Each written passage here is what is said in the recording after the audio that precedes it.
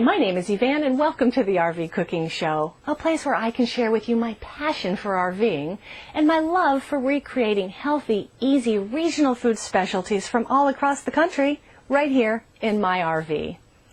Today I'm going to share with you some of my favorite things, that is, some of my favorite RV kitchen gadgets and a gift guide. This is wonderful to put on your gift list or to think about these things for an RVer that you know and love. We're also going to make some Tamari almonds, and these are simple and delicious. Tamari almonds make a great hostess gift if you're invited to a holiday party this year, or if you're having a gathering at your place, set some out in a bowl and they will be gone in no time. I also love to bring these Tamari almonds along with me on day trips and hikes. They're very good for you, and they taste really good too.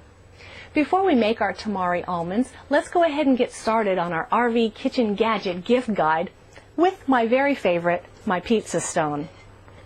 This is it. This is nice, it's heavy, it actually is a stone.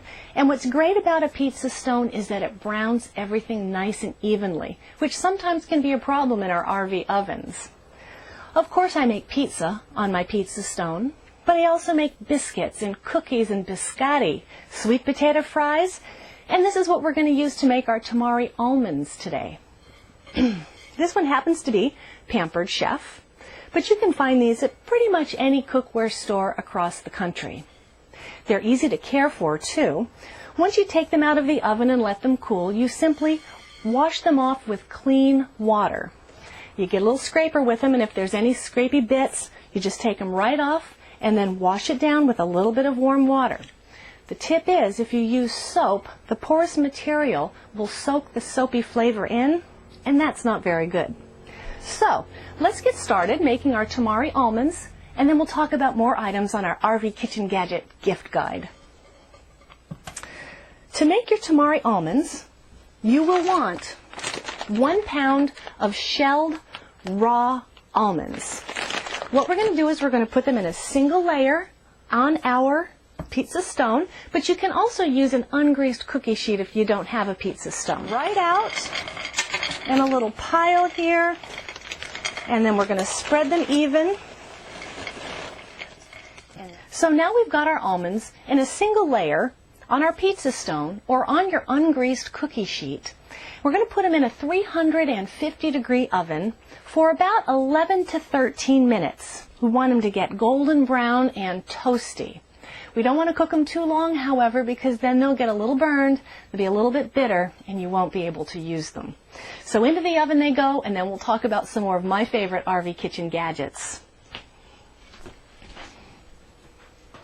Now let me share with you some of my other favorite RV kitchen gadgets for your gift list or the RVer that you love.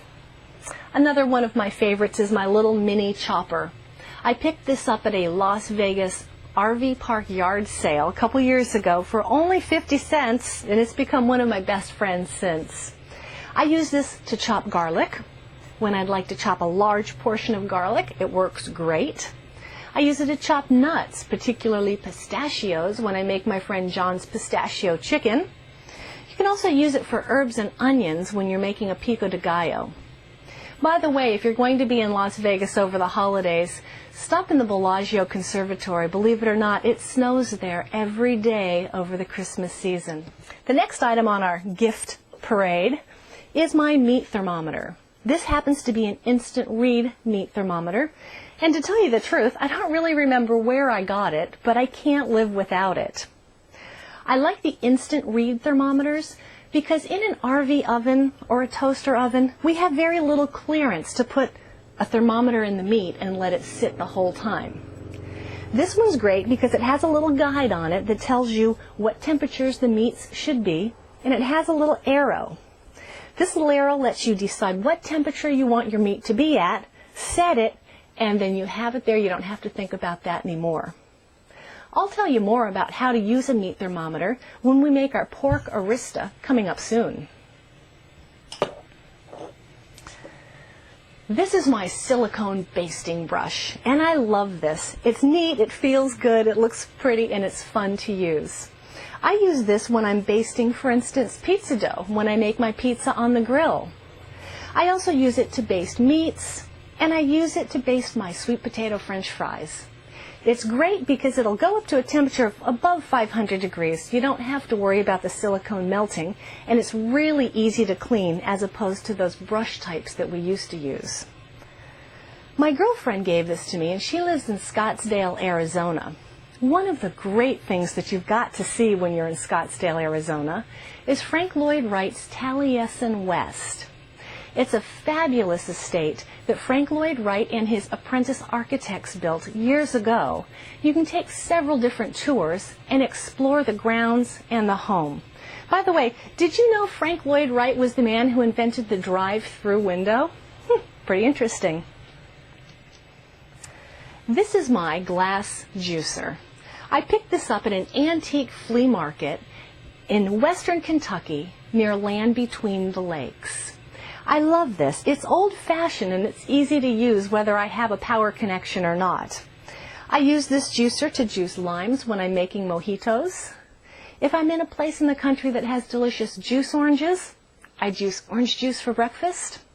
I also use it to juice lemons when I'm making a chicken marsala or a lemon curd. It works really great. Land Between the Lakes is a gorgeous area in western Kentucky, and they've got a fabulous lake there called Hematite Lake. You can take a gorgeous walk around that, but here's a tip. Make sure you put your pant legs inside your socks. They have these little bugs called chiggers there. Oh well, what are you going to do? This is a 4.5 quart crock pot, and it's oval. I love it because in the summertime when it's warm and you don't feel like cooking, you can just set it outside, put your meat, your soup, your vegetables, whatever in it, and cook it all day. It smells great when you're coming in the house. In the winter, you can do the same, but you leave it inside the house, and the great thing about it is, it's warm. And so not only do you get the delicious smell, but it kind of warms the house as well. Sounds like our almonds are done. Let's take them out of the oven, take a look at them, make sure they're golden and toasty, and then we'll proceed. We have them nice and toasty brown, just looking delicious. We're going to put them in a very large bowl. By the way, this is another one of my favorite things. This is a little wooden paddle, sort of a spoon, that I picked up at a little shop called Tall Lynn International Market in Albuquerque, New Mexico. Tall Lynn is located on Central Avenue, which is the old Route 66, and they've got all sorts of international foods, almost anything that you could want, in a nice little kitchenware store. So Tall Lynn is where I got my little wooden spoon, and I love it. The next thing that we're going to do is we're going to pour 2 tablespoons of Tamari soy sauce. Tamari is a soy sauce, but it's a little bit stronger. It has a little more aggressive flavor.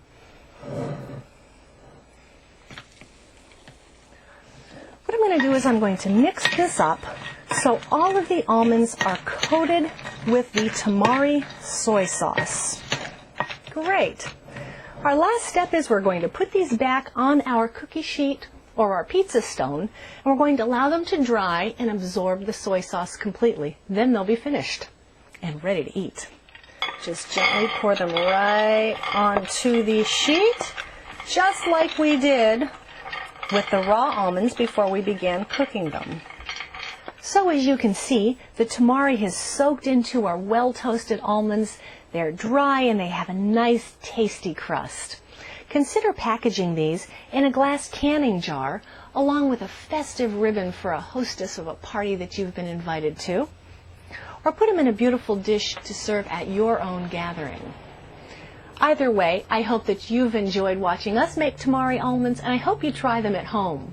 For this recipe, and to see other shows and get recipes from those shows, log on to our website at www.rvcookingshow.com. We hope to see you again right here at the RV Cooking Show.